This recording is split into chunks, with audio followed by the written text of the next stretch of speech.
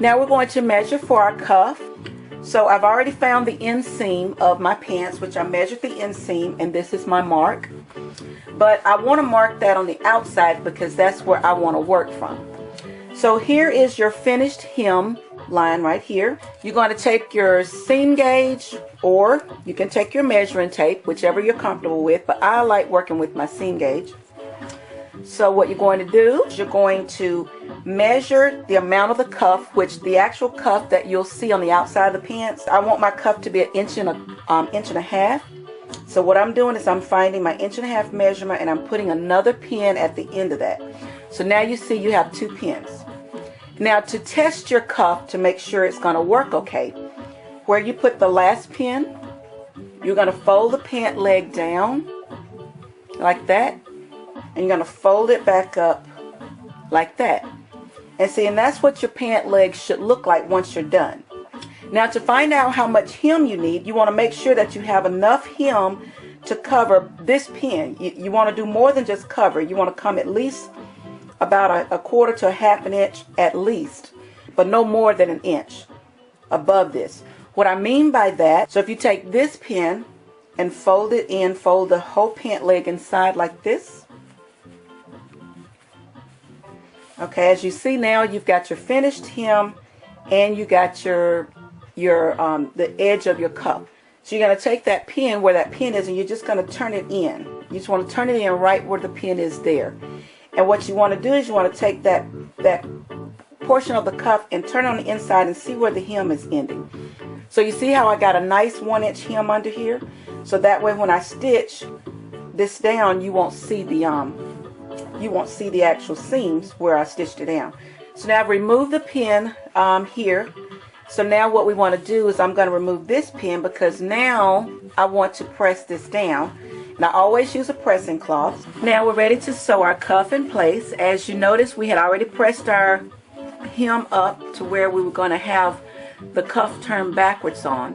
So what we're going to do now is you're just going to top stitch, but I'm going to do it from the underside. You're just going to stitch the cuff down. So we're just going to take it and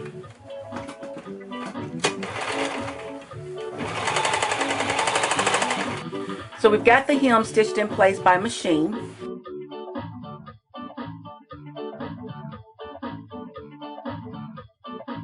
Let me show you a shortcut if you don't have a serger to finish this off. What you can do is you can turn in one little seam like this and top stitch it, and that will give you a nice finished edge for your hem. What I'm going to do is I'm going to still stitch the seam down, but what I'm going to do is I'm going to turn in just a little bit right there. See how you turn a little bit in? And then you're going to top stitch or stitch that in place. So as I go around, I'm turning a small amount and I'm just stitching. Show you how that looks. So you still get the nice top stitching on the outside, but on the inside, since you didn't have a serge, see how you got the nice finished edge? So now what we're going to do is you're going to add the cuff. Remember, we wanted our cuff to be 1.5 inches. So what I'm doing is I'm taking my seam gauge and I'm going to put it inside the cuff until it reaches to the 1.5 mark. You're going to pin that in place, and you're going to do the same thing for the other side.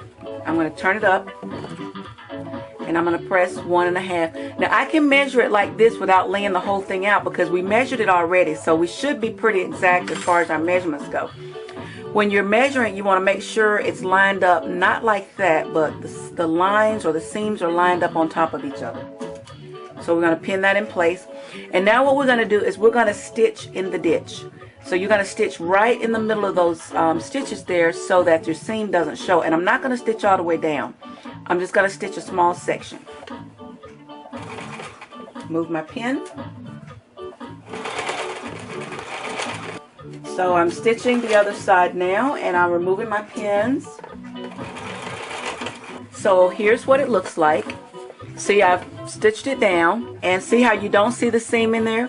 And what you're going to do, since I've done it on both sides, I like to just pop it in place, lay it down, and then all you have to do is press it. So my cuff has been done. I've stitched it down, and now I'm just going to fold it back, and I'm going to take my press rag, put it on top, A couple of bursts of steam. And I like to do that on both sides to make sure the cuff is adhered or pressed really flat.